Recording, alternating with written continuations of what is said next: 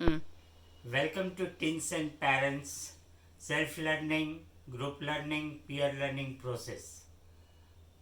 આપણે આજે અહીંયા સ્વ અભ્યાસ કઈ રીતે કરવો અને મુગ્ધાવસ્થાની મૂંઝવણોના સવાલોના જવાબો કઈ રીતે મેળવીએ તે વિશે ચર્ચા કરીએ છીએ.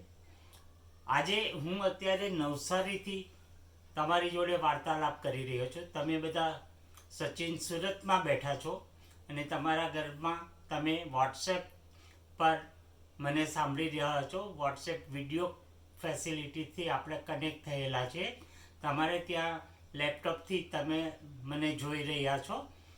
આ એક ડિસ્ટન્સ લર્નિંગ મોડ્યુલ છે અને આ રીતે હું ગમે ત્યાંના વિદ્યાર્થીઓને, ટીનેજર્સને, વાલીઓને સંબોધી કરું છું.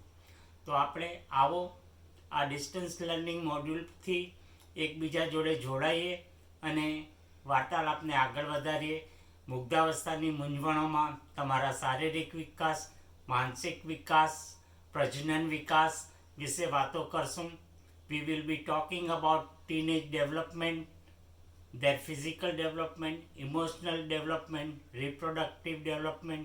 So welcome once again to Teens and Parents Self-Learning Process. I am Dr. Jyot. I am PhD in Marketing on Adolescence Education, and I want to reach maximum number of parents and students all over India so that they can understand the changes happening during 10 years to 20 years in the mind of all the teenagers, in the body, organs, everything they have to learn so that they can do efforts to make their body strong, their mind strong, knowledgeable, career selection they can make it according to their talents. So let's start. Thank you. આપવો પડે. ક્યારેક ક્યારેક જો બંને મા બાપ working હોય, બહાર જતા હોય, નોકરી પર બંને જણા, તો બાળકોને સમય થોડો ઓછો મળશે અને એના માટે પછી તમે બાળકો કોને પૂછવા જશે? તો કોઈ બીજાને બધું પૂછવા જશે અથવા તો મોબાઈલ પર, ઇન્ટરનેટ પર બધું શોધે. એ લોકોને મૂંઝવતા પ્રશ્નોનો જવાબ સારામાં સારો મા બાપે જ આપવાનો છે. એટલે મા બાપે પણ અમારા જેવા જે કોઈ હોય એમની પાસેથી વધારે જાણવું પડશે કે મારા દીકરા દીકરી પર કયા કયા બદલાવ આવે અને એ એમની આગલી જિંદગીમાં ખૂબ જ જરૂરી છે.